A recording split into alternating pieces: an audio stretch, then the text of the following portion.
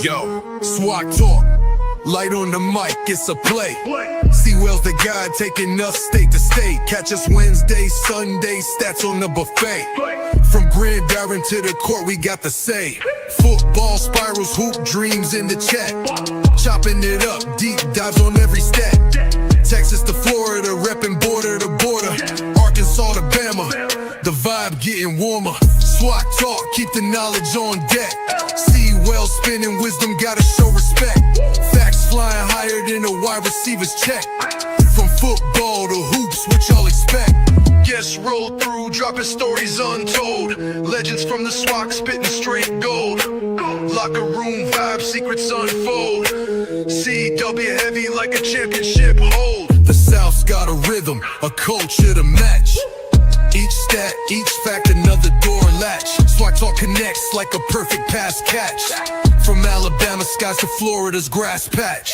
SWAT talk, keep the energy alive. Wednesday to Sunday, where the legends thrive. Facts and stats sharper than a coach's knife. Balling on the mic, that's how we survive.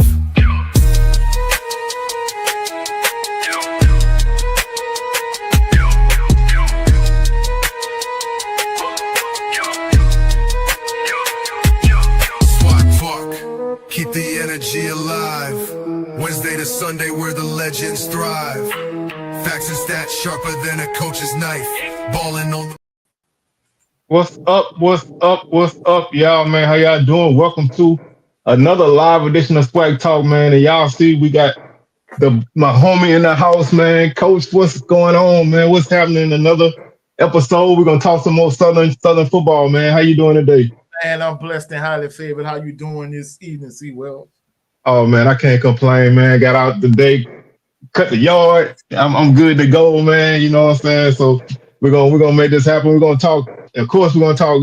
Spring game and everything with that, and then how wherever the road take us, man. That's where it go. We're gonna make our way down. But man, like I said, I'm glad I was able to run into you at the game. We were coming out. Y'all was heading back in, but.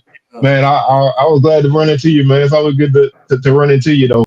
Yes, sir. Same here. Well, actually, we was leaving out, but I don't know for those my subscribers and your subscribers. Part 2 of my post-game reaction is kind of like a movie. So essentially, I was going back in to do my intro. Oh, you were still working. I didn't know you were working. Yeah. The person you saw me with. That's my cousin. That's Envision Photography and Video. So he was shooting the camera footage of me AW. He had already got all the other footage. He just needed the intro, Shout out, man. Hey, I like that. I like that, man. I like the vision. Yeah. But hey, and like I said, we're just gonna go ahead and jump feet first into it, man. First off, it's a spring game. You can't take a lot. You can't, expect a lot. It depends on how you look at it, but what were your general thoughts on everything?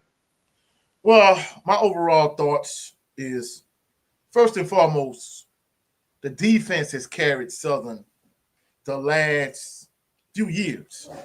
And, anybody that's been following Southern football, they know Southern defense is kind of what carried them.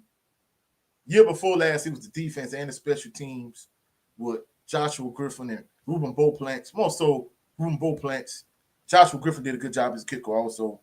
But last year, once Ruben Beauplants left, no disrespect to Kenny Lee fam, but he left a lot to be desired as a punter.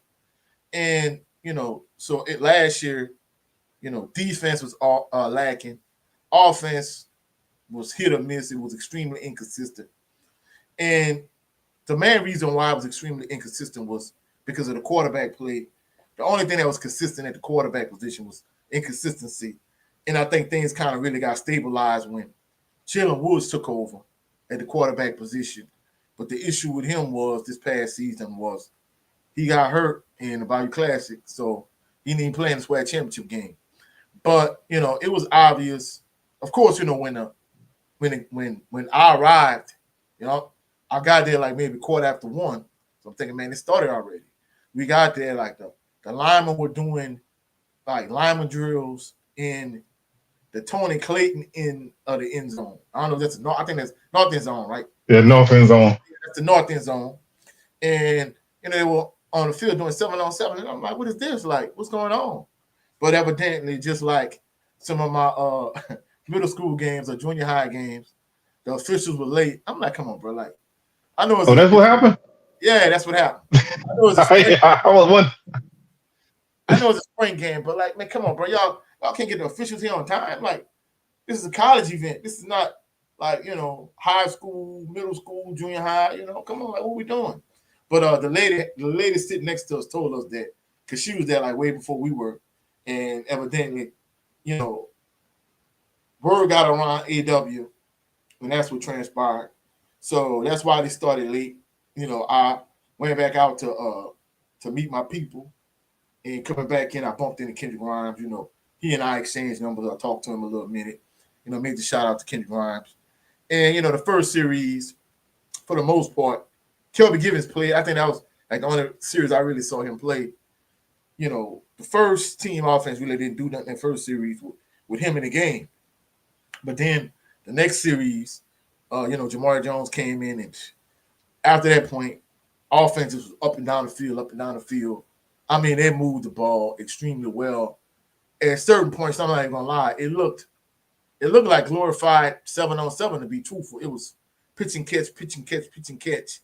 They had a real like West Coast offense feel, a real West Coast offense vibe in terms of a lot of short, quick passes. Kind of remind me a lot of, certain years with Pete Richardson when they really had it going, and they might have like Mike Hayes or Altrivian Joe Bear or Fred Bailey, Kenyatta Sparks, Donnell Baker. It had that real West Coast vibe to it where, it was a lot of quick passes. Both quarterbacks, both Jalen Woods and Jamar Jones, they went through the progression quick. They got rid of the ball quickly. Like, pass rush really couldn't get there because, boom. And, of course, the defensive backs. I don't really remember seeing, like, Horatio Johnson or Herman Bristol III out there. But for the most part, the offense just moved up and down the field after the first drive. And when halftime arrived, I had seen enough because, really, truthfully speaking, the two previous spring games prior to this year, both with Harold Blood and Noah Barton, I'm like, since the last time I saw him play, I saw a little progression. This was decent for a spring game. But if they play that way during the regular season, we in trouble. And guess what? In both instances, they played that way. Right. And we were in trouble. This year, now I'm saying, if either one of those two guys start, if they play during the regular season the way they played during the Blue Rivers Gold spring game, hey, that's going to be a good sign. So I'm encouraged offensively. Some people were like, hey, the defense, like, if they move the ball that easy, that's going to be a problem. I'm not really worried about the defense because, Henry Miller defense, they really kind of been balling out the past couple of years. And no matter who it is defensively, they always find a way to replace the players that they have with players that's equally as good, if not better.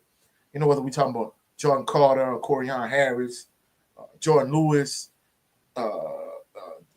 Jason Dumas, Taj Brown, whoever.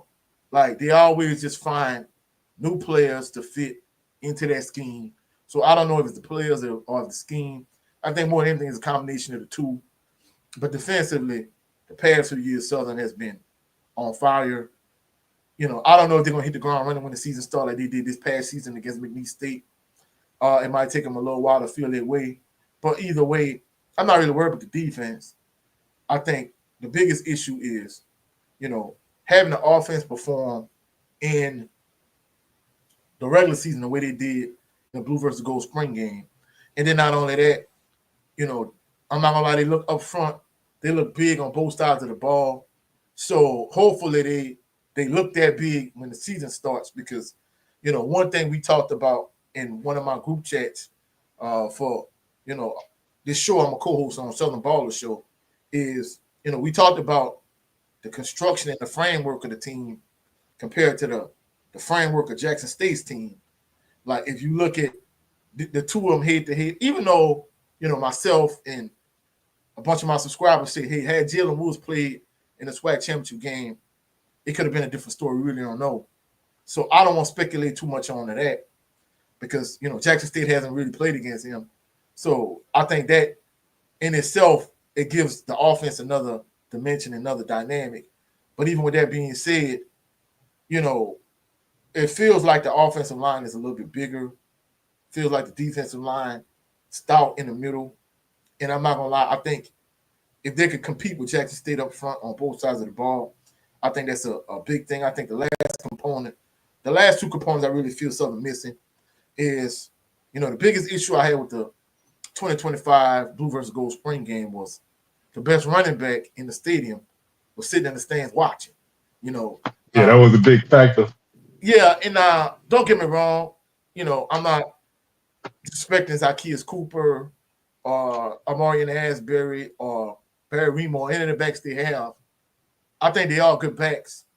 And I think in time, because they all young backs. But Kendrick Grimes, if you had the opportunity to bring in a 5-star running back for one season, you would take that. And in this particular instance, with Kendrick Grimes, people might be like, well, he's not a 5-star running back. But in terms of fit for this offense and this team, I think without him, I think the offense is maybe an 8.5. So they are very good offense. But I think if you plug him in, it'll take you to from an 8.5 to a 9 or even a 10. It takes you from being a good offense to great or even special, like some of the offenses in the past when you had Willie Quinn and Leonard Tillery and Austin Howard and Mike Jones and even older versions of the offense when you had Eric Randall and Melvin Williams Jr. And even in terms of running backs, I don't want to touch on it too much because I caught a lot of heat from my subscribers. Their mindset is, hey, we want the players that are here and that want to be here, but they have to understand it's 2025. You cannot have that same mindset. It's not 1995. It's not 1999. You can't say, hey, we're going to lose Melvin Williams Jr. and just bring in a Steve Warford. It's not that easy. And not only that, guys could be starting and could be playing well and just enter the transfer portal the way Trey Lane did. And he was you also got to look at before last season, Kelvin Gibbons went in the portal. So that's just the way it works now. You can't take it as an insult if guys want to look and shop. Of course you want everybody to be here that want to be here, but that's the method of business now. It's a business. Yeah. So you have to have some give and take. I don't want my guys to leave, but I want my guys to have a market value if they choose to leave. I don't want my guys to leave and not go nowhere because that don't reflect well on my program. So, like I said, it's a give and take. And then the thing about it, you got to realize, you brought up a valid point because 2 seasons before that, or maybe I think the season before that, Jordan Lewis was in the transfer portal also. So yeah, and this is the thing we got to really take into consideration. Some people that might not have as much knowledge and experience with Southern University football as you and I. If you look at some of the top backs that come through Southern, whether we're talking about Leonard Tillery or Melvin Williams Jr. or Lindsey Scott Sr. or Jermaine Sharp, from a talent standpoint, Kendrick Grimes is on par with all of those guys. I think he's faster than Melvin Williams Jr. and Leonard Tillery. But I think the two of them were stronger than him in terms of breaking arm tackles and being able to run between the tackles. And in terms of Lindsey Scott Sr., I think the two of them kind of almost parallel. If they both would stick, I think Lindsey Scott Sr. would be a little bit more steak, whereas Kendrick Grimes would be a little bit more sizzle. And in terms of Jermaine Sharp, I say probably the opposite. I probably see Kendrick Grimes is a little bit more steak and Jermaine Sharp is a little bit more sizzle. But even at the end of the day, from a talent standpoint, he's on par with all of those guys. The only difference is he didn't get the same amount of touches that Melvin Williams Jr. got or Lindsey Scott Sr. or Leonard Tillery. That's the only difference between them. So that's why in terms of the Pantheon of Southern University running backs, that's why his rush numbers aren't as high as maybe Leonard Tillery or Steve Warford or Melvin Williams Jr. He just didn't get the touches they got. But from a talent standpoint, realistically, he the type of guy, even if he's not in the backfield running the ball, you can just throw him the ball out the backfield. Realistically, I feel like there were instances where Mark Frederick could have played Kobe Dillon and Kendrick Grimes together. Yeah. Let Kobe Dillon run the ball. If he didn't let Kobe Dillon run the ball, play action, fake it, and throw it to Kendrick Grimes, I think that would have made his offense more efficient because, if you want to play multiple backs, that was that really was your go-to. And like I said, I felt like it was no slight to CJ Russell or to Kobe Dillon. I felt like Kendrick Grimes was the guy. And truthfully speaking, I felt like he, his really even Gary Quarles was before that. I felt like Gary Quarles was a good back. And, of course, a better back beat him out of Alabama and he came to Southern. And early in the year, he looked like he was getting the job done. But after a certain point, my whole section in AE, everybody was like, why don't they give Kendrick Grimes the ball more? So in my section in particular, like they were real big, like Kendrick Grimes fans in terms of that we all felt like he needed to get more touches. Oh yeah. Let me throw out a few numbers though. You know what I'm saying? Because I'm a numbers guy, and they don't always tell a story, but in this case they kind of do. Kendrick Grimes 129 carries last season. That was second to Kobe Dillon, who had 162. So he had over 30 more carries, which I get that. He was kind of like the every down dude. You know what I'm saying? He the guy that you can plow into the line and he can get you 3 yards cloud of dust. But Kobe Dillon was a guy. He before his knee injuries, he had breakaway speed. He didn't have that necessarily last year. Kendrick Grimes averaged 5 yards a carry on less carries. He had multiple long runs for touchdowns. He was a guy who, if you use him right, he's a home run hitter. He if you're gonna use him as a change of pace, then you use him outside, you get him in space, like you say, you throw in the ball. He can return kicks and punts if you want him to. I mean, the kid's an athlete. You can spread him out wide. You can do whatever you want with it. He was a Swiss Army knife, which I don't ever feel like they ever fully took advantage of all of that. But he's a guy that should be able to touch the ball anywhere on the field. So yes, you can have your every down back still out there and still play him. I don't think he necessarily need to be on the sideline until somebody needs to come out and then he can come in. You can, like you said, you play them both together. I think with a guy that's willing to create and use guys in different spots. A lot of coaches will kill for a guy like that. Like I said, you can put him out wide, let him run routes, and he's gonna catch the ball. You just got to put him in position and take advantage of them positions of his take advantage of his versatility. So again, he didn't get the carries that I thought he should have got, but he's finished with almost 650 yards and 7 touchdowns. So last season, the year before, he ran for like 660 yards. So this is a guy who could, if you gave him more carries, he could be 1,000-yard rusher if you focused on it like that. And I mean, I always say the guy's a overtime touchdown machine. You know what I'm saying, man? The dude had multiple 25-yard touchdowns in overtime games. Like he just shine when the lights are bright. So you got to have a guy like that on your team, regardless. Especially with an offense the way it is now.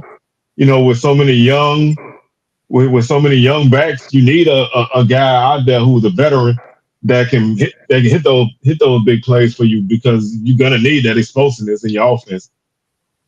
And I'm not gonna lie, the irony of it is the few points you made. I've been saying that for the longest. I'm like, yeah, Coach Graves always says is you can play young backs, and I think he's right. But why wouldn't you want to have an experienced guy to kind of bring those younger guys along, for one? And then second of all, my coaches, when I played football at Assumption, like their philosophy was simple. Was KISS, keep it simple, stupid. And I'm not gonna lie, the thing that aggravated me, I remember against UAPB, maybe it was, no, I think it might have been Bethune. It was one of those last 2 games. He had a long run. Like Bethune, they call it back to a holding, which wasn't a holding. And like the next 5 or 6, 7 carries, Kobe all went to Kobe Dillon. And I'm like, bro, I'm not gonna lie. had he been at Assumption, I'm not gonna lie, had he been at Assumption, he'd have ran the ball probably about 40 times a game. When I had he played with me at Assumption, our coach would have gave him the ball about 40 times a game. But even with that being said, a lot of my contemporary coaches, whether it's middle school or guys that play in college or whatever, they would let him run the ball 20 or 25 times a game and probably throw him the ball 5 to 7 times a game out the backfield. So, the touches is it really should have been there. At the end of the day, my preference would be for him to come back to Southern, but who knows what the relationship is between him and Coach Graves and staff or whatever. I know he had been offered by UTEP and Towson and I think PV and Texas Southern. More than likely, the PV offer is probably going to be off the table because evidently they brought in like a 3-star running back from like Oregon, 3-star, 4-star, whatever, from the University of Oregon. But yeah, they just got that kid. Yeah, at the end of the day, if it was me, he would come back to Southern. But you can't cry with spilled milk. And sometimes when the bridge is burnt, it's burnt. But to me, if the relationship is salvageable, I'll try to bring it back. That's just me, Yeah, I got a philosophy when it comes to the portal. If you're a guy that I know is productive, as long as you don't leave in a bad way, you can always come back.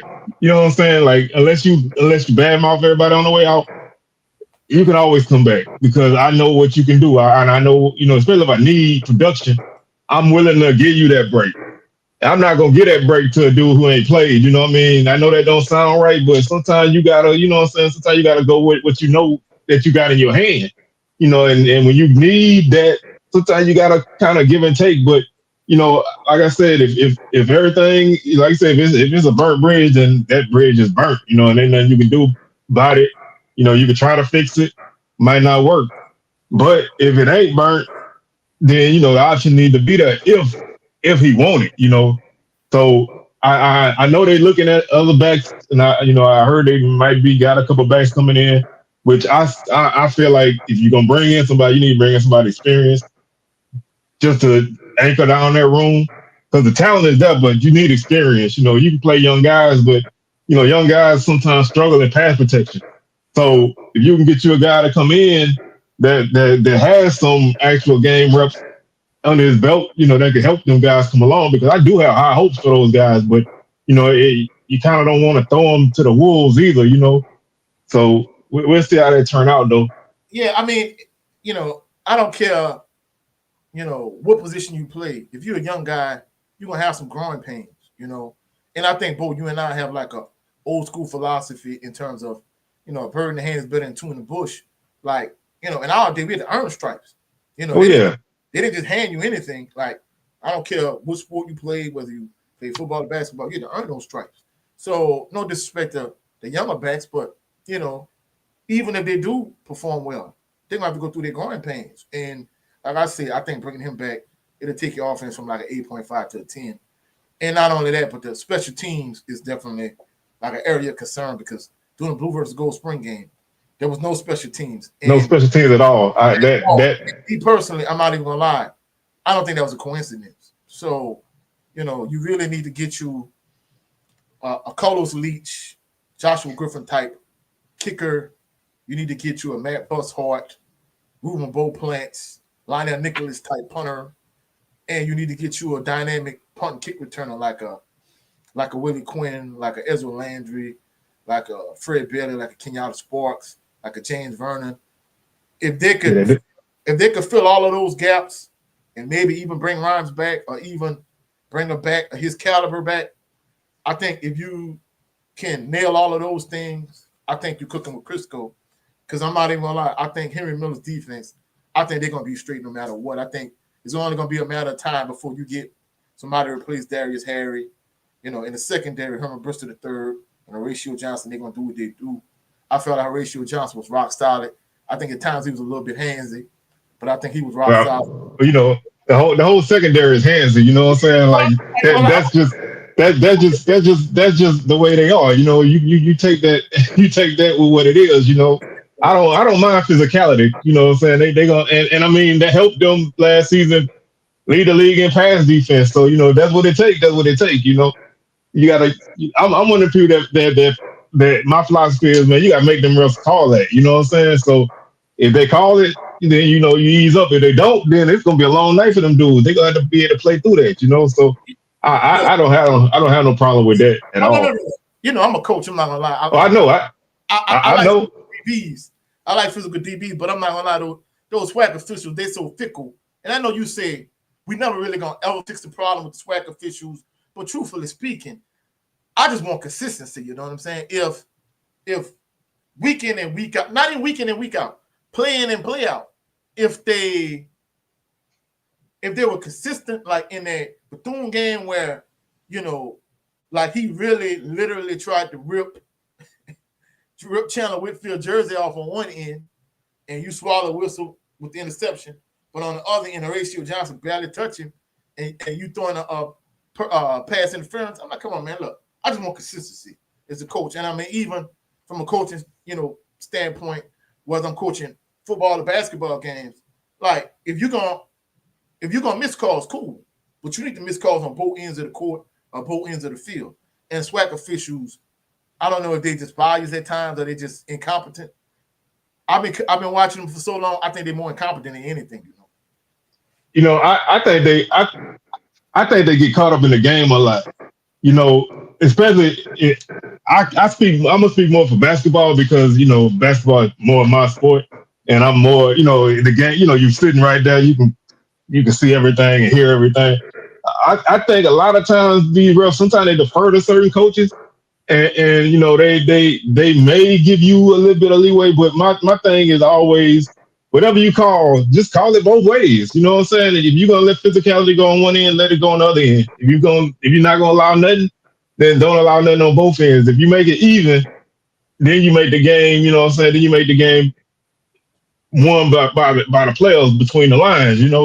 And that's always been my biggest thing is just like you said, just be consistent. I don't really care what you call as long as you're consistent with it, because I mean, it ain't like our guys don't commit penalties, but the other team committing penalties too. So if you're either gonna call 100 fouls in a game or you're gonna call 5 fouls in a game, it can't be 25 on one team and 5 on the other team. You can't have no huge free throw discrepancy or whatever.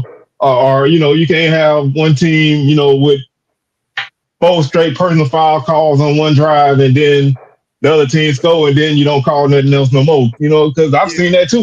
Like it just, you just don't know what you're gonna get from game to game, and you got to kind of play through all of it. And sometimes sometimes your guys can respond, sometimes they can't, and it just, that's always been my biggest gripe. I don't even know what you can do other than getting robots or AI or something, you know what I'm saying? Like, I don't know how you fix it, because I don't think we getting the best of the bunch in that group, you know what I'm saying? Yeah, in the answer to the person at the co-pilot, I think with 1911, he said Southern back in the championship. I'm not even gonna lie, truthfully speaking, I think if the offense plays the way they played in the spring game and the defense played the way they played the last 2 seasons, I say yes. I mean, that's my personal opinion. Because recently, I saw this individual in one of our SWAT groups. I did a video on it. Yeah, and basically I think he picked Prairie View to win the West. Man, give my boy Lionel his respect now. He's gonna be on the show tomorrow. So no. See, you got to watch my video to see what I said. No, I'm just joking because everybody always get up in arms when he say stuff. You know what I'm saying? But no, I'm not gonna lie. I'm not gonna lie. He stand on business.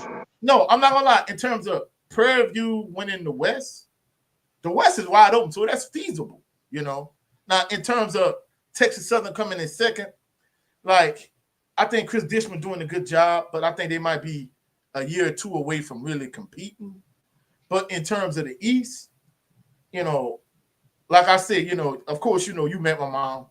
She kind of feels like since I've been following Southern for so long, I always say Grounding is our biggest rival, but she kind of I feel like since the first SWAC championship was Southern and Jackson State, she feel like if I don't know who's gonna be in the SWAC championship game, Southern versus Jackson State is always my default pick. And I'm like, no, that's not true, because when Jeremy Musa was a senior, I picked FAMU to be in the SWAC championship game when a lot of people was picking Jackson State and even Alabama State. So his Alabama State pick, I think Alabama State had the same issue as Southern. Alabama State gonna have a good defense and Eddie Robinson gonna have his team well coached. But I think I don't know if Andrew Body coming back or not, if they're gonna give him another year eligibility or not. If he could get he's supposed to be back. If he could get Andrew Body from a few years ago to go with their normal defense, I could see them beating Jackson State. But honestly, Andrew Body's too much of a question mark for me to pick Alabama State to win the East. I think is Jackson State, FAMU, and Alabama State in the East, and in terms of the West, I got Southern, Alcorn State, Prairie View. That's just me, Yeah, like I said, I'm gonna put it like this because I don't want to take too much thunder from my boy, because like I said, I'm gonna have him on the show tomorrow. I always look at what he do as 75% truth and 25% troll, because he know he gonna get a response from whatever he say, and so he gonna throw out some stuff that do make sense, but he also gonna throw out some stuff that get a reaction, because he know what groups of people gonna react to whatever he say. So I always laugh when he posts stuff, because I know it's a kernel of truth in there, but it's also some troll in there too. So you got to kind of pick and choose, because he know who gonna react to what he say, and so you always got to just you always got to look at it that way, because he gonna say what he gonna say. He gonna believe some of the stuff he say, but some of it also for reaction. So I don't really have, I always laugh at what he's saying. And Bama State do have some big losses. They lost their defensive coordinator. They lost almost everybody on defense of note. You know what I'm saying? So I think this might be the first season that the offense is ahead of the defense, because they, even without Andrew Body, they played Kareem Key at quarterback last season, who, he was like the fifth string quarterback. But he played the last 8 or 9 games and got better, for the most part, other than, the JSU game when he really didn't look that good at all. But, he grew, because this was a kid who was a wide receiver. Well, he's a quarterback, but they moved the receiver. And then they had played him at quarterback. So, you got growing pains there. So they got good running backs. I think the offense may be a little bit ahead of the defense this season. Mm-hmm. So I still don't think that's enough to boost them over the top, though, So I think they're going to be competitive, because when you got a team like that, that's defensive minded, they always gonna be in the mix. But I just don't think they championship caliber yet. Yeah. And people that know me, I really don't get too high or low either way. And me, I try to avoid like controversy and stuff. That's why I didn't like the whole Kendrick Grimes situation. I'm just expressing my opinion. I want what's the best for the team. But y'all making it sound like I'm insulting Coach Graves and the coaching staff, Well, Coach Graves knows best for his team. And I'm like, God dog, bro, like, I can't have an opinion. So, and I'm not gonna lie, by you saying that, J-State fan base, maybe he really was trolling them, because I'm not gonna lie, on social media, they react to everything. If I say, hey, I think Southern legitimately gonna beat Jackson State, just say they play AW, I think Southern gonna win 28-27. Man, Jackson State fan, like, man, you just saying that to appease your audience and your fan base. I'm like, no, I'm fervent. I don't say nothing that I don't believe. If I don't think Southern gonna win, I'm not gonna say Southern gonna win. But some people feel like, well, Coach, you're a Southern guy, so a lot of these picks you make are homer picks, so on and so forth. And then Jackson State fans, I think he might have tried to poke them a little bit, because they react to everything especially on Facebook. You got to poke the bear every now and then, but. I'm one of them people, man, and y'all know me. I'ma always say whether it's good or bad. I ain't got no problem picking Southern to lose when I'm doing a pick 'em. Now, when I walk in the stadium, that's a whole different story. Like I don't approach games when I'm in the stadium like I do on the show. I go with my heart, not my head in the stadium. Because I don't want to see my team lose. But if I'm sitting there and we breaking down the game, and if Southern don't look good right now, I'm gonna say they don't look good. Sometimes my wife, you pick Jackson State to beat Southern, like you pick Prairie View to beat Southern, like the way they looking right now, yes. But when that game kick off Saturday, I'm not rooting for them teams to beat Southern. I'm rooting for Southern to win. But I think you have to be able to cover both sides, the good and the bad.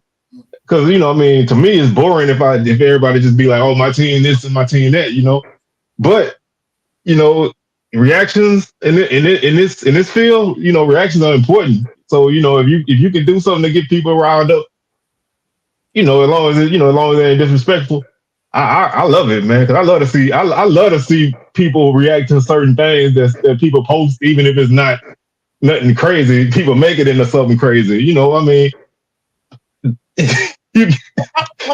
get. I think sometimes people go against the grain for the sake of going against the grain. Oh yeah, that's always. Yeah, me. I'm the type of person. I'm always give my honest assessment. I never been a go along to get along type of guy, but even on our show, like, hey, if he says something that I disagree with, I'm gonna disagree, but I'm not gonna say something just to agree with him. So, I think in certain instances, like you say, it's cool to troll, it's cool to go against the grain, and I think he knew with fan bases he would get a reaction out of when he posted that. I mean, and like I said again, I don't want to talk about my boy like me and Lionel, man, we cool. I always give him trash or whatever. But the dude could make a swag championship shirt and everybody just lose their mind. That don't have no effect on the season, brother. The dude believe in his team. Hey, I like it because then I could talk when they lose. I love it, man. Like I like people when they stand on whatever. If you feel that way, stand on it. If you trolling, stand on it. Just I like it because me personally, man, I love opposition.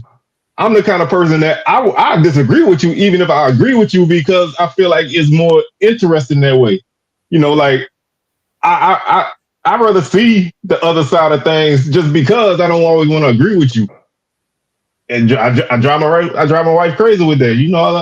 I go against the grain just because, like I've been that way since I was little, so like that I love it.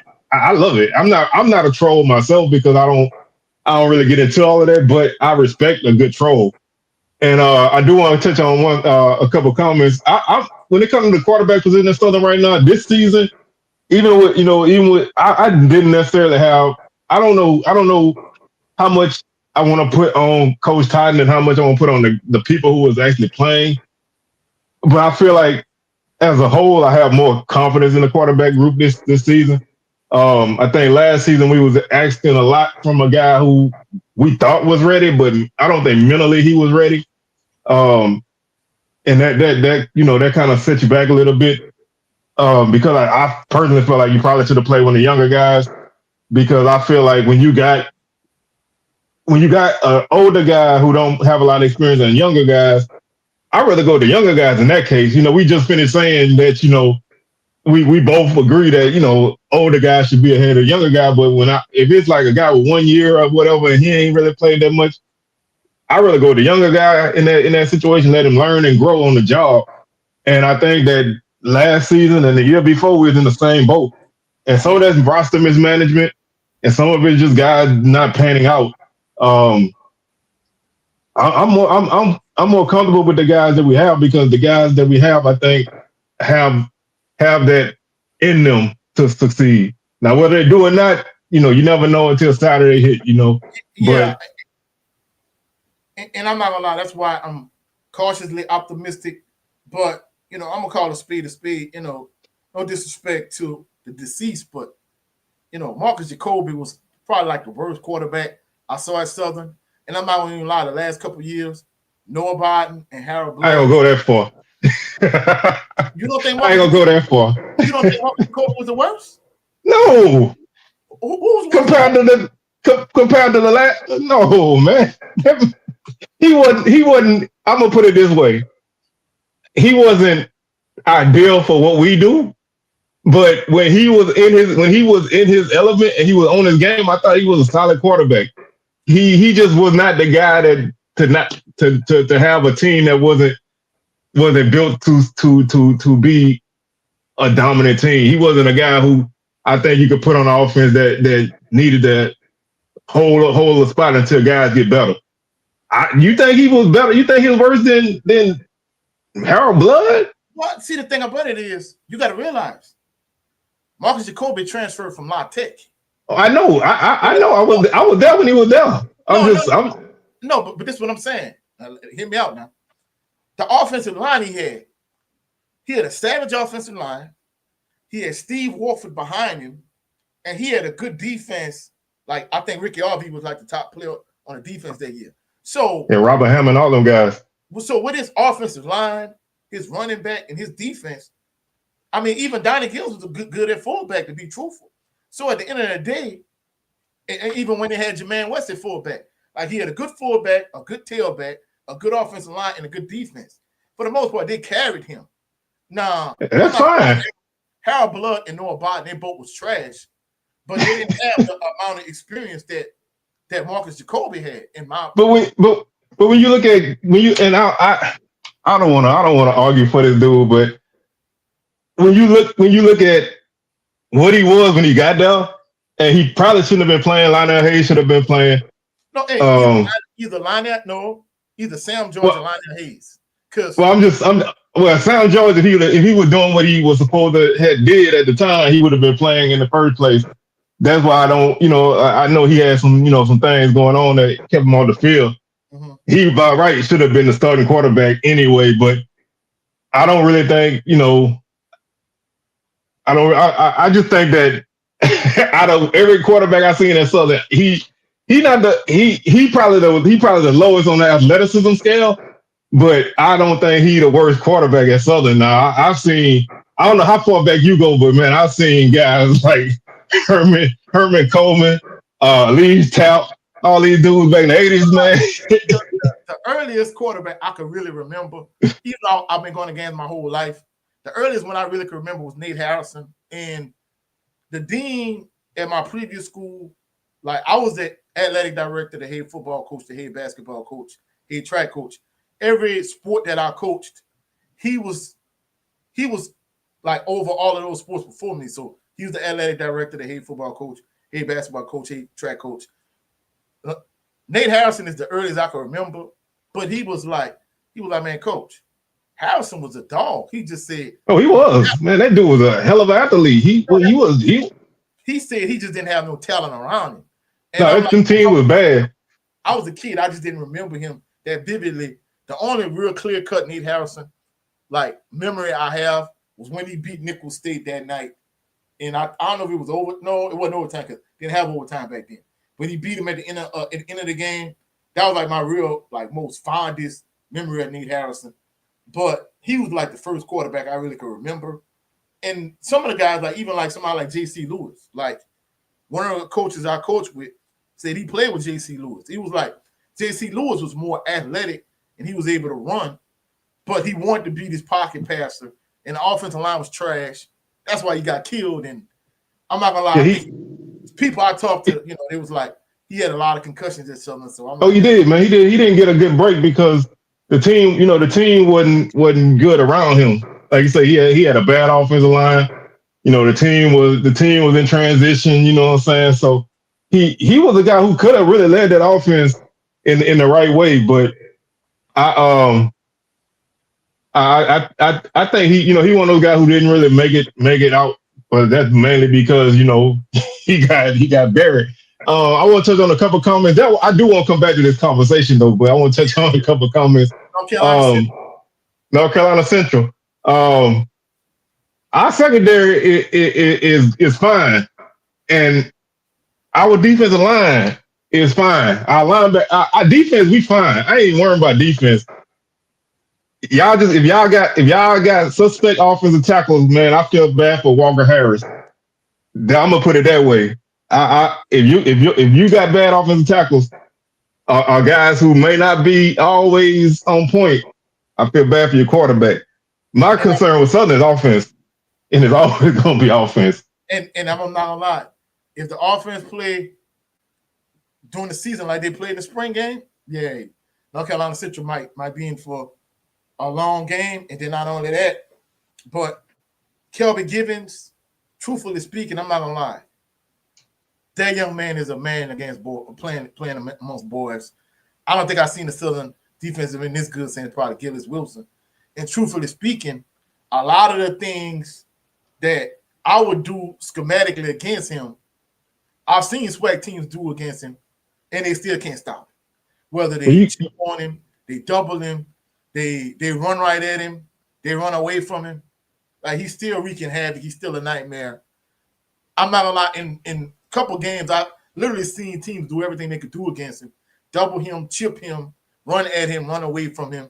I've even seen teams like figure, well, hey, we're gonna run a zone read or read option at him and not block him. And I'm like, so no matter what you do, it's probably gonna be the wrong answer. And if they can find a comparable, I mean, just a decent defensive end on the opposite side, whether it's a Darius Harry type, whether it's a Taj Brown type, yeah, them offensive tackles from North Carolina Central, they're gonna have to bring their lunch.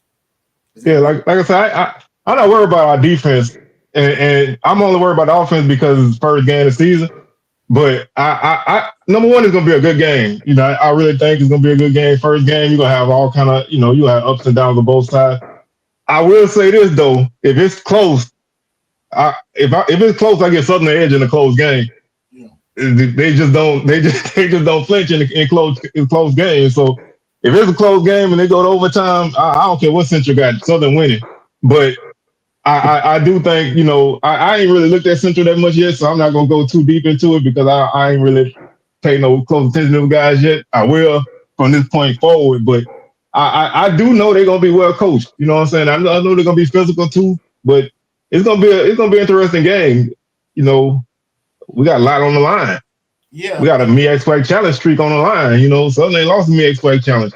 The SWAC got a couple game winning streak, and so there's a lot of pressure right now. But I think it's gonna be an interesting game. I don't think it's gonna.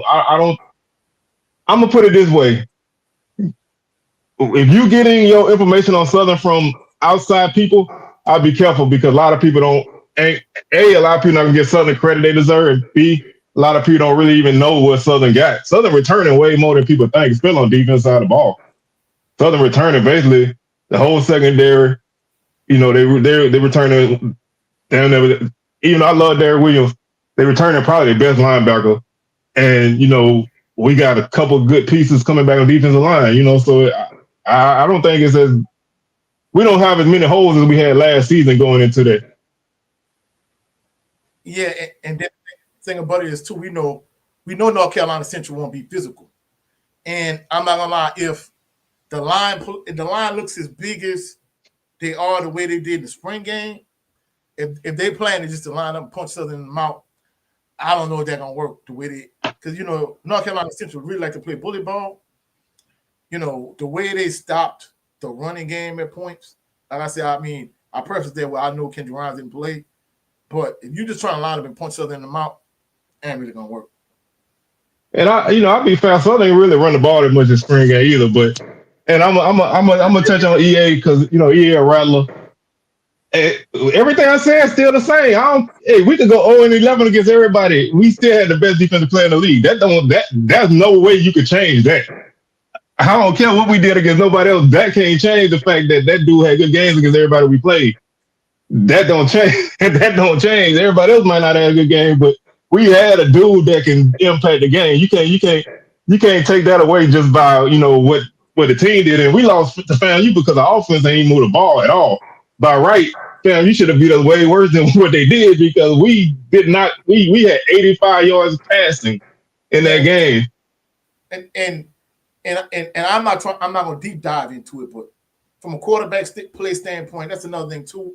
We know Noah and Harold Blood left a lot to be desired, but just from a talent standpoint, as passers, I think Jalen Woods and Jamari Jones are light years ahead of Noah Barton and Harold Blood. So I'll be confident with either one of those guys, but it's Jalen Woods' job to lose because, the last 2 games of the season, he earned his stripes. He proved that, hey, I beat out those other 2 guys. It's my job at this point. Well, my job to lose anyway. Yeah, and I do want to be clear in this. I'm not disrespecting Central at all because, like I said, I ain't did enough research on them to fully, go either way. And I ain't predicting nothing right now because it's April. You know what I'm saying? Both teams gonna change a lot between now and then, but I do think I think they're gonna be tough. They was tough last year, even though they had a new quarterback and a bunch of new guys. They're gonna always be in the mix in the MEAC. They always gonna be a challenger, and they're gonna be tough. That ain't that the pressure's on Southern anyway coming in this game because Southern got a lot to prove because nobody ever thinks Southern really gonna do anything that they say they're gonna do. So I wouldn't pick one honestly right now. I wouldn't even pick one way or the other honestly at this point just because it's too early. No, but we just having a conversation right now, so don't take too much out of that. No, he's saying y'all don't sound too confident. I am, truthfully speaking, because if the offense been the issue the last few years, and that the way looking the spring game, that's not gonna be an issue, then yeah, I think Southern got something to work with. I think, like I say, the biggest issue for me at this point is, getting a vet running back and special teams. Special teams both in terms of the kicking game, in terms of punting and kicking, and return game. So I think if they square special teams up and they bring in a vet running back, I think the sky's the limit at this point,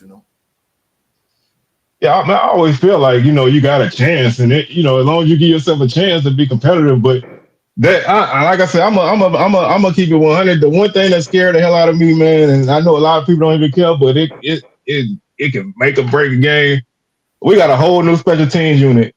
Well, I don't know about punter, but we got a new long snapper. We're gonna have a new kicker, and we were not good punting the ball last season. So if you in a game where you need that field position, I don't know right now. That if you had to ask me one thing that I'm just like, I don't know. That's the phase of the game where I'm like, man, I have no clue. It could be good. I've heard good things about the kid coming in as a kicker, but he's a freshman. You don't know how, what I'm saying? You don't know how that's going to work out. But the known commodity that I know did not look good last year, and they did not do any special teams this spring game, and that's scary to me. Yeah, no, that was by design. I don't care what nobody says. Oh, it was because, like I said, I know they didn't want to, they didn't really have a lot to put out there. You know what I mean? So, if you're not gonna showcase nothing, then don't put it out there. You know what I'm saying? Like, why? I mean, I remember a couple years ago we had a spring game where they was rolling the ball to the kicker. You know what I'm saying? Like we had no long snapper. The snaps were horrible. You know what I'm saying? So yeah. But I'd rather nothing than to put that out there. You know what I'm saying? So, but that if there's one part of the game that affect me the most is that. Yeah. Because we did have some breakdowns and returns. So that that kind of stuff really can be a difference in an early game. But to address EA in terms of Southern and FAMU still a rivalry, I think from the Southern side of things, I think is a rivalry and historically is a rivalry. But in terms of on the field, I'm not gonna lie, FAMU been having their way with Southern. Oh yeah, man. I never argue that. So man, we ain't had no success against FAMU in ages. Yeah, and that's the thing about it. And truthfully speaking, the last time they came to AW, I'm not gonna lie, the last time they came to AW, first of all, that was a heck of a game. And I ain't gonna lie, FAMU, I didn't realize FAMU had as many people from Louisiana, going up to school in Tallahassee, because the row behind us in my section in AD, I'm not gonna lie, they're like 4, very attractive young ladies sitting behind us, and one of them said she was from New Orleans, another one's from Baton Rouge. They all went to FAMU, whoop. And I'm not gonna lie, that game there, I'm not even gonna sugarcoat it. Dooley lost that game. Oh yeah. And for him at the end to talk about, the reason why, I think it was like second and whatever it was, and they only had so many seconds left. And for him to lie and say, oh, they were playing prevent. Dude, I'm a coach. You can't fool me. You should have threw the doggone ball. You trying to run the ball with Kendrick Grimes. I'm like, man, come on, bro. You can't be this stupid as a coach. against a defense that was giving up 75 yards a game on the ground. That's not gonna work. I don't care, man. You in a 2-minute offense. You trying to move down the field and score. Yeah, actually, you not at that point in the game, they had less than a minute left. Yeah, and you was at like midfield or close to midfield. Yeah, they were like right in midfield. And I'm not gonna lie, they did a good job running the ball in the first half. But fam, you had started to tighten up defensively, and they wasn't just gonna let you ram the ball on their throat. And you trying to run the ball, and you only got like I think one timeout with like less than a minute left. I'm like, dude, what the F? Yeah, he lied and said, "Oh, they playing prevent." And even that game, there, I think had Chandler Whitfield not muffed that punt, I think we win that game. But even as a player, he was like, "Hey, I muffed the punt. Like we could have went up 2 because I don't know at that point the offense had it rolling. He muffed the punt. We were up 3, and then Jeremy Musa led them down, and they scored, and they took the lead going in the half. And he was saying that he was like, "Hey, I gotta be, as a punt return, I gotta be more careful. I can't turn the ball over. I can't put the ball on the ground." For the player to take accountability and the coach not his teeth like that. I don't know, brother. He lost a lot of faith.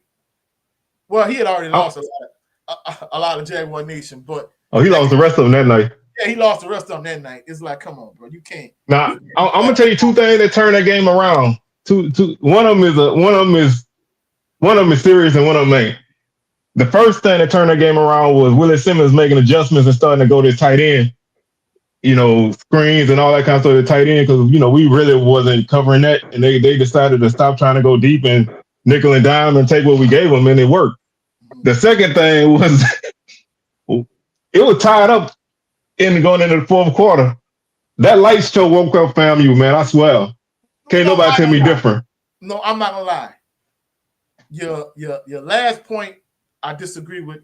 Your first point I agree with because I'm not gonna lie because you remember I know you remember they met at midfield with the lights flashing and and all them was mugging and they were like right there at midfield. But I think the thing that really put them over the top, I'm not gonna lie, from a play calling standpoint, myself as an offensive coordinator, man, I gotta give Willie Simmons, I gotta give that dude all the props. Man, like I said, he game planned the hell out of us in that game.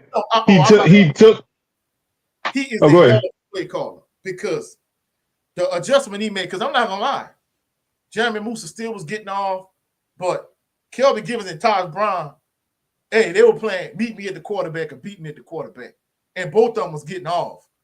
Them last couple plays that scored, man, for him to run that dash screen where he rolled Musa outright, and then he threw the screen back to the tight end left, and they ended up getting like 20 yards, and then they ended up scoring. I'm not gonna lie, from a play calling standpoint, man, I gotta give that dude all the credit. Well, he's a heck of a offensive coordinator, no doubt about it. Yeah, I mean, like I said, that's a man that trusts his players, and he understands what's going on. He understands situation of football. Big time. I'm like, they had a bunch of family people sitting behind me at the game that night. They was, man, like I said, we was arguing back and forth on who quarterback should be taken out of the game. Because I was like, Harold Blood needed to get out of the game. They were like, Musa needed to come out of the game. But his coach understood what he was struggling on that night and took that away and gave him things that he can do. Hey. That's what a coach does. A coach put his guys in position to win. Now, you still got to execute. But a good coach is gonna put you in a position to do what you can do. He's not gonna ask you to do things you can't do, and that's the difference. That like I said, my first point was my real point. My second point was just that was just my emotional point because that's how I felt at the game that night. Because I felt like they was kind of they was in it, but I really think that part when you put it with the coaching part. They did get a little extra boost of energy because they realized that they was in a game that they didn't think they were going to be in. Because, at that point, Southern season was, it'll make a break for us at that point. Yeah. But I'm not like, that's an excellent point. Them 4 Louisiana FAMU girls, the 4 attractive ones that was behind us, they kept complaining about Willie Simmons and Jeremy Musa. I'm like, look, hey, man, look, if you want, I know we right at halftime. We could trade head coach and quarterback right now. She was like, nah, I'm good. I'm like, no. I'm telling you right now, Harold Blood is trash. And not only is Harold Blood trash, but Eric Dooley trash is the head coach. I'm like, Baby, look, y'all the team favorite to win not only the SWAC but the Celebration Bowl. If you want to trade that, I'll take that trade right now. And Oh yeah, I take that and then some. No, but I wanna like I say, because we talking about this. If you go back to that Bama State game that season, that first game of the season, that first drive we had in that game, man, I never forget it. We moved the ball down the field so smooth, man, and hit Kendrick Grimes for a touchdown pass. I was like, man, I called I texted my boy DJ because he was at the game. I said, bro, y'all in trouble. I said, yeah, y'all in trouble. I understand what we got, and we about to wear y'all out.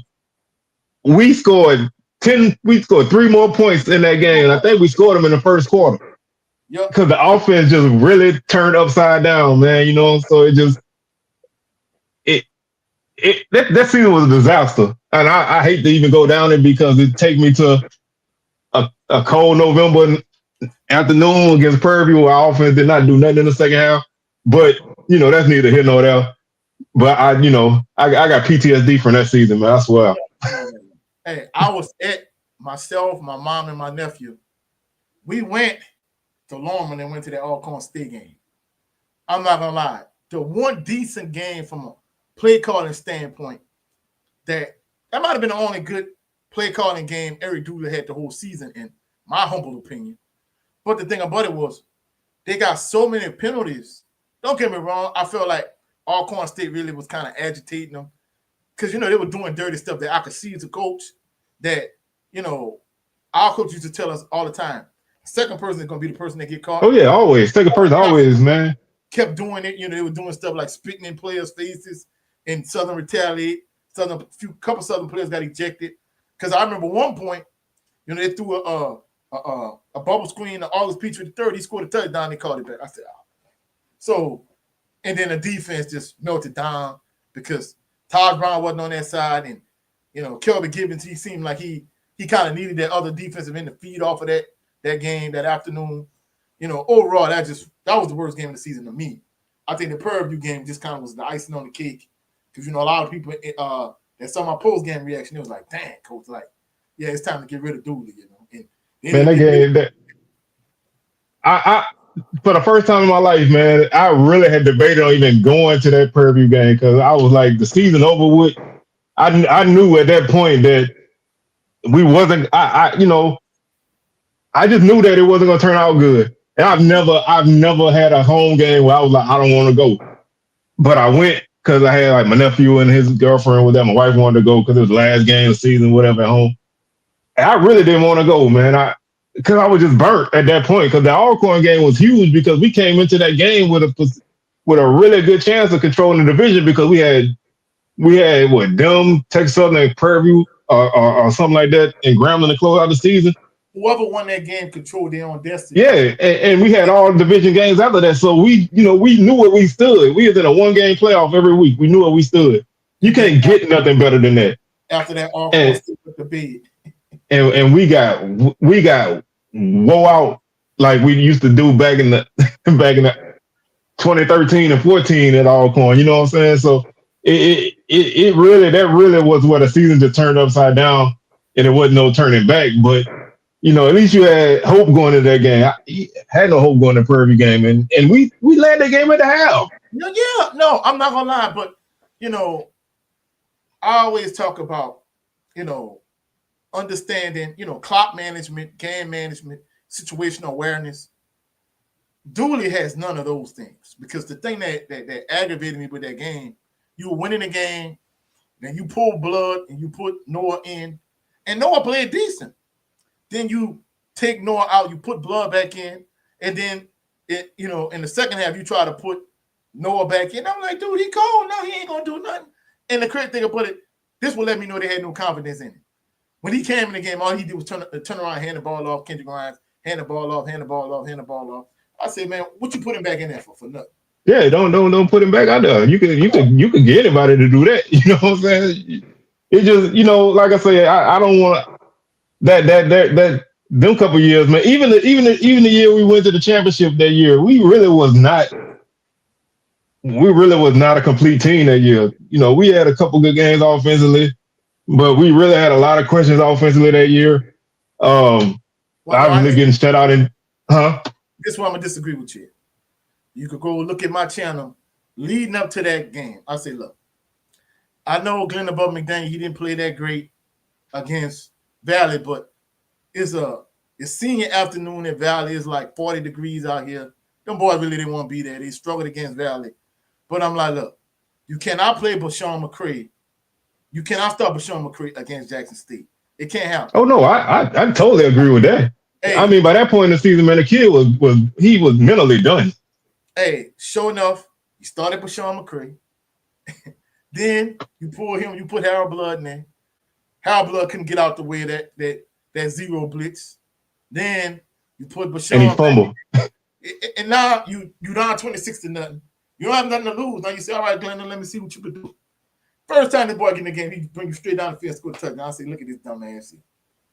I'm not gonna lie. That hey, he lost so much of Jaguar Nation that afternoon against Jackson State because so many people were saying it all throughout the season. They were like, man, look, nothing about McDaniel. You know, a lot of people didn't have a lot of confidence in him the year before.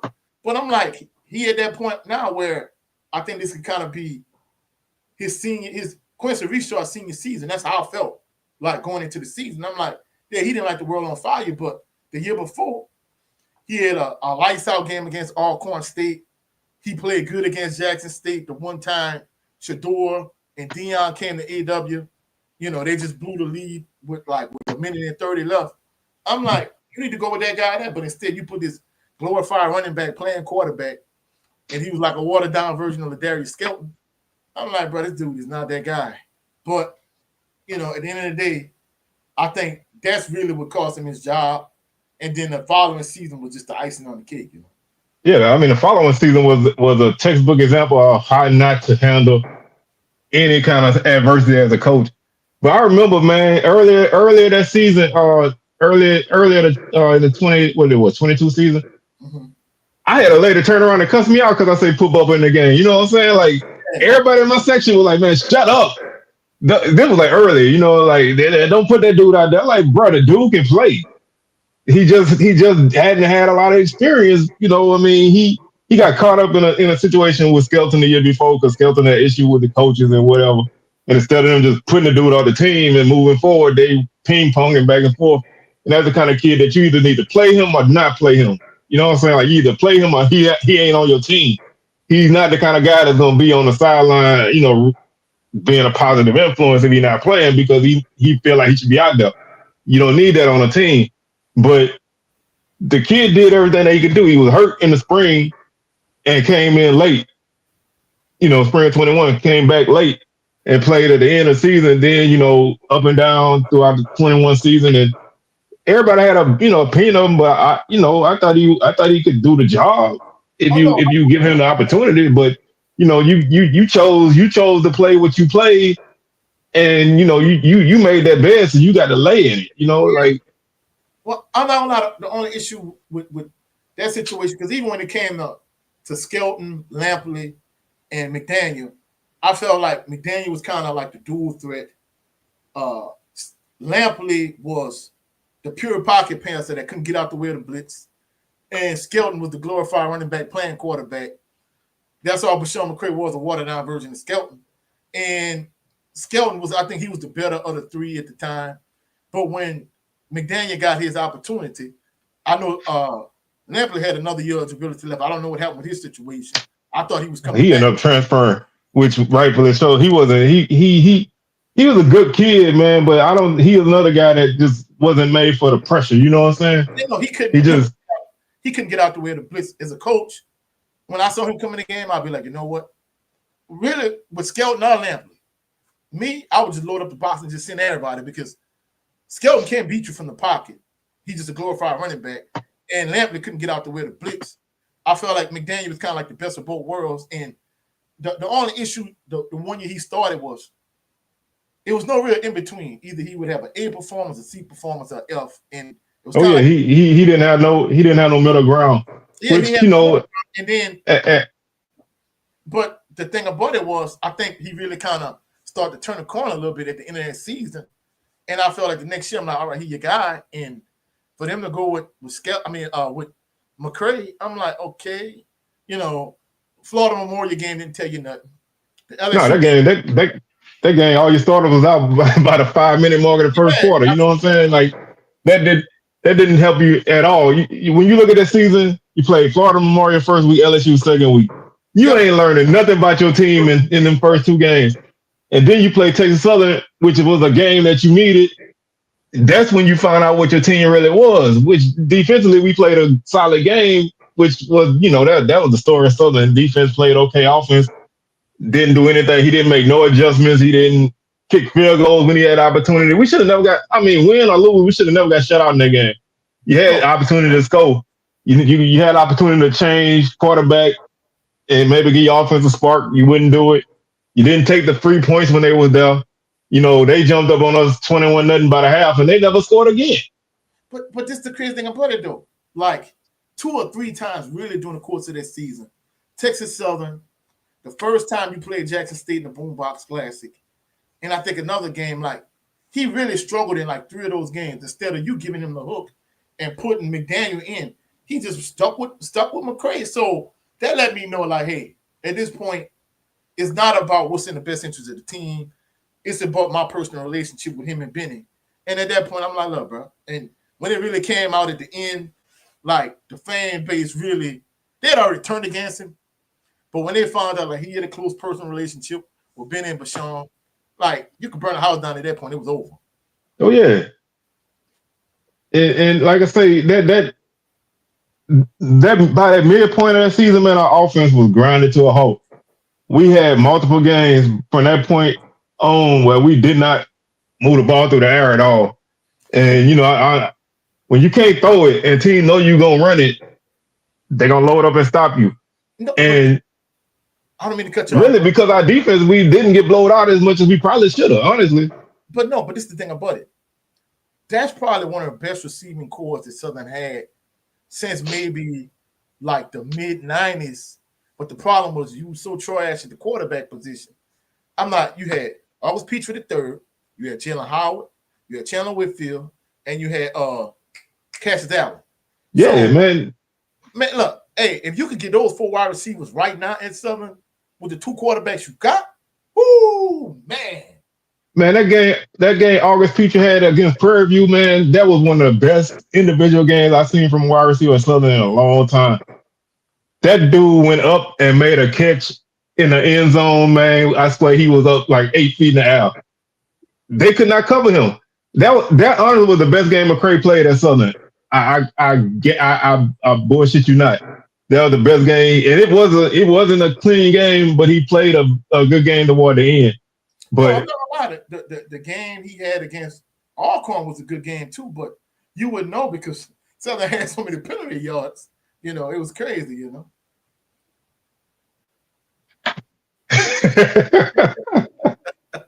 Man, I'm getting out, man. I don't know how. One thing about me, man, and you guys anybody, I ain't never gonna. I'm always toe the line. You know what I'm saying? Like I always holler about we ain't gonna do this, we ain't gonna do that, because I like being. I let coach stand on all that. I like to play the background. So don't think I don't believe in my team. I just this the role I play on my show.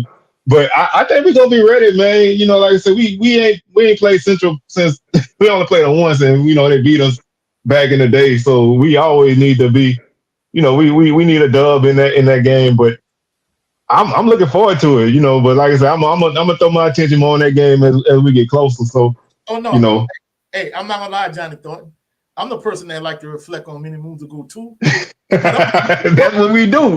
That's why we do this show. Hey, but I'm gonna keep it a buck. I'm gonna stand on business. I'm saying we went in the West. I ain't gonna even sugarcoat it. Cause see, the thing about me, I'm not gonna lie. From a coaching standpoint, I done got myself in a few jams where at the beginning of the season I'm like, look, hey, we gonna kick everybody's ass, and then we come out there and I'm like, oh damn, we ain't as good as I thought we was. So that Pete Richardson approach, you kind of got that Pete Richardson approach. Whereas me, hey, if I feel like we got something to work with, hey, I'm gonna stand on business with it, Exactly. And I'm gonna tell you, when Pete talking about he got a good team, you can write up that we ain't got a good team.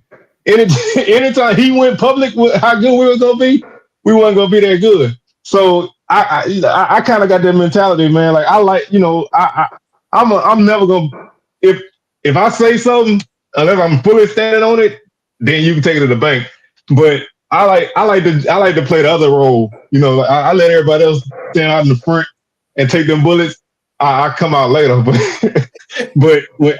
in the, like I said, in the stadium now it's different now. I walk. I don't care who we play. I'm walking in that town, all my noise. Yeah. But out here, I like to play the other role. So, but no, but that's an interesting point because I remember, I don't know. I think senior had passed, right? And Coach Richardson was he was at what's the name of that restaurant? He was at Ryan's, and he had his little driver with him that driving around with the little state vehicle van or whatever. And I went and talked to him, and I'm like, "What's the team gonna look like this year?" He was like, "Hey, time gonna tell." I'm like, "Man, the team you got, you should win the swag." He was like, "Well, we'll see." And I'm like, "Bro, come on, bro, you gotta." That kind of aggravated me too. I'm like, "Look, bro, you feel like you got a squad, you got to stand on that." But he was always non-committal when it came to that type of thing, Oh yeah, like I say, man. Anytime he talked noise, man, it didn't bode well, man. I'm sorry, I'm going back and I'm going way back now. So I'm buckle up. I'm going way back. In 1999, man, before we played FAMU, the man was talking plenty trash. The man was talking plenty trash, and we did not show up that night.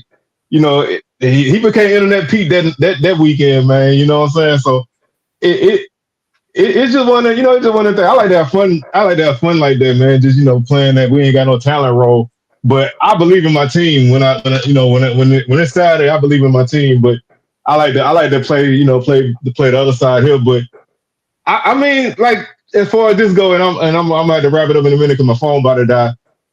Which I just realized.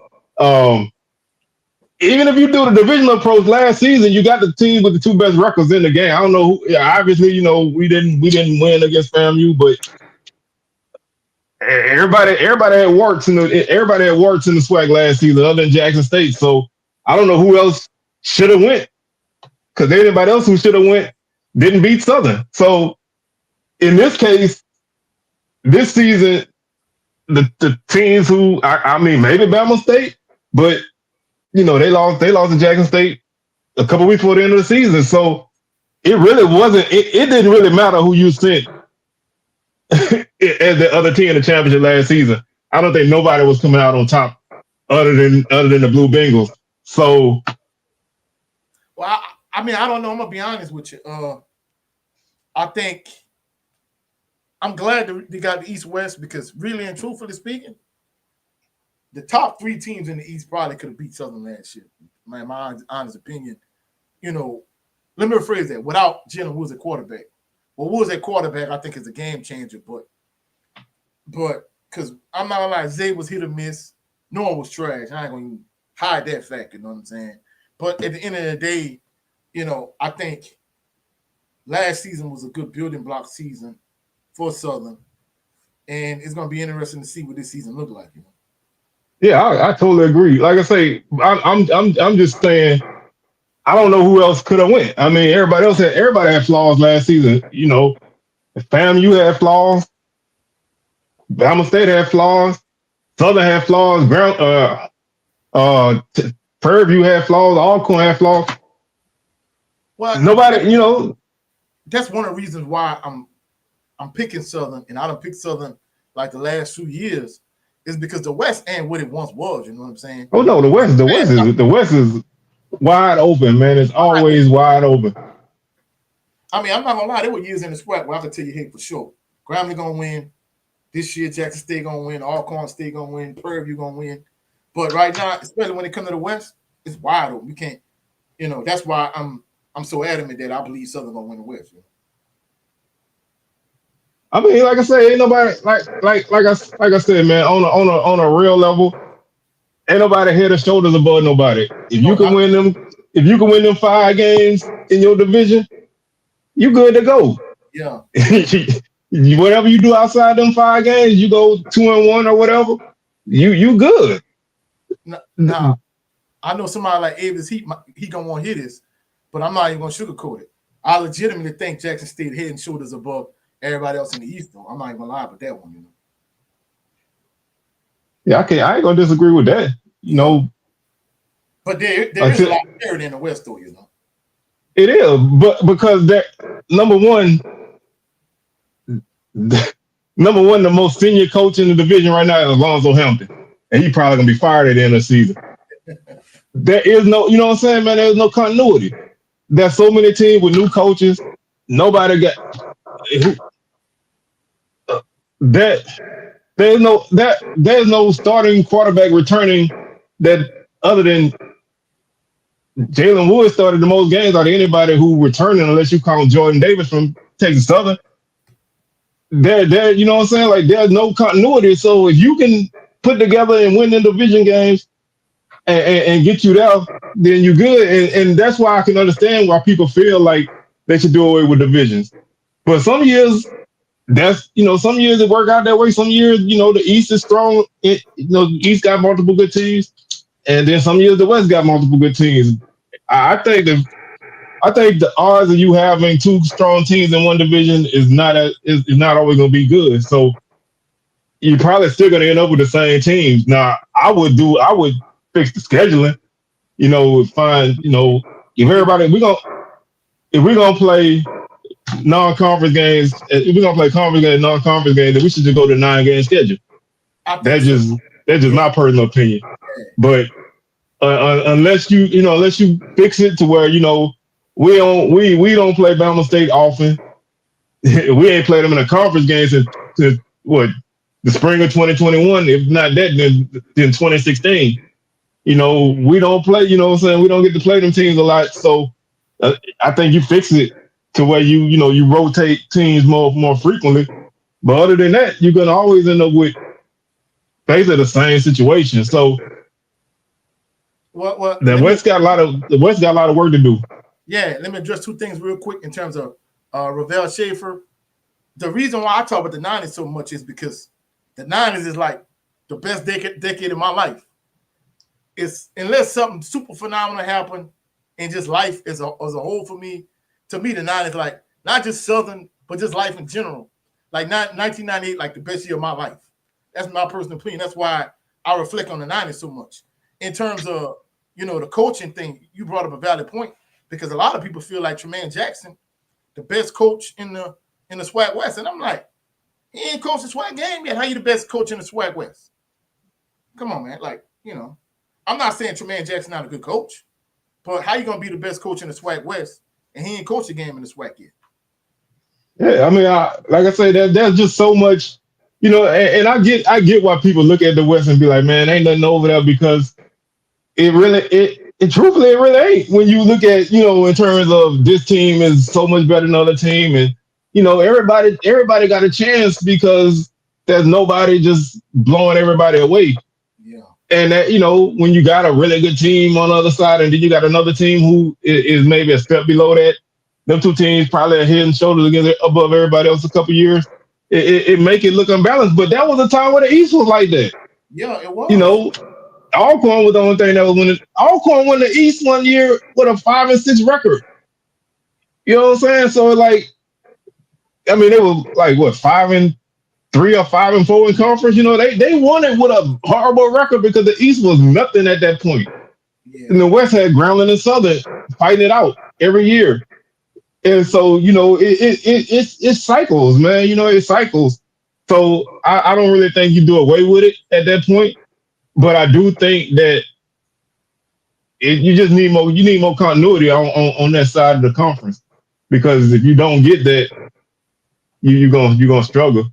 Yeah, and we about to shut it down. But he said, did we talk about the University of Houston game next? I don't know how you feel about them big money. I hate it. I don't mind money games, but I don't like power games. And we Houston is one of the teams, man. They don't let up on FCS opponents. And we already playing.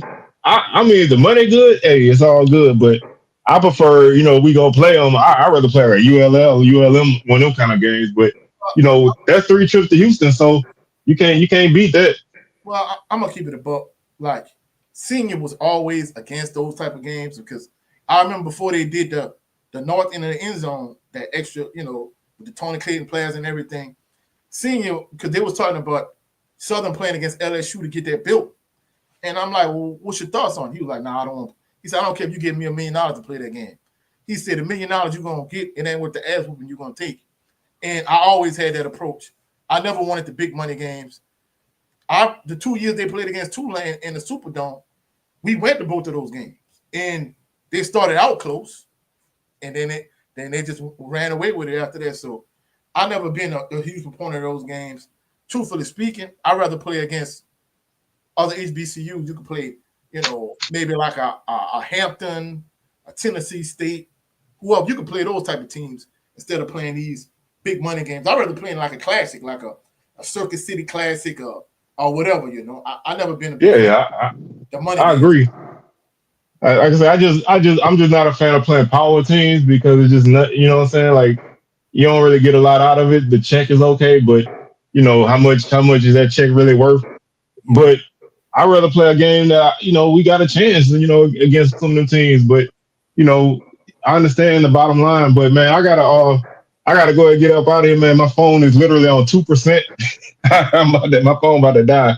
So and I thank y'all for coming through, man. You know, Coach, of course, man, you know how we do. We're gonna do this again at some point. But I'll be back tomorrow, man, with my boy Lionel, man. So y'all come back through. You know, he's gonna be talking plenty of TV stuff. So y'all come back through and chop it up. Swag Smoke on Thursday. If y'all didn't check out my part 2 of my post game reaction to the Blue versus Gold Spring game, you know, I got a lot of real good footage and clips of the game. So come over to my channel, Coach67sportstv, and check it out, you dig? All right, everybody. Well, we up out of here, and thank y'all again, and we'll catch y'all on the next one.